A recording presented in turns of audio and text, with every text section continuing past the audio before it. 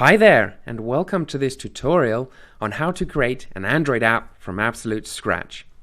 Now, I assume you're an absolute beginner or a novice, and you just want to get up and running with Android Studio. And I'm going to do that with you if you take all of the bonus features in this tutorial series in less than half an hour. So you can whip this out in the morning before you've even made a coffee. And on the screen, you'll see all of the code that we're going to make. And all of that code is going to run on a simulator that I will also show you how to set up on your PC or your Mac.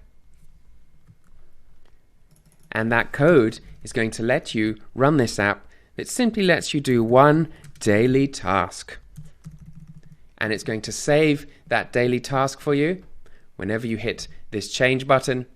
And whenever you come back to it, when you reopen the app, it's going to show you the same text that you saved last time. Now, I'm going to run you through how to create this main screen, how to connect all of the elements in this screen to the actual code of our app. And finally, we're going to look at how to debug the app and also how to add some snazzy animations like this fading button. And animations are great because they tell your user that something has definitely happened. And I would advise you to sprinkle them over your apps just to use them as that lovely icing on the cake. So let's get started.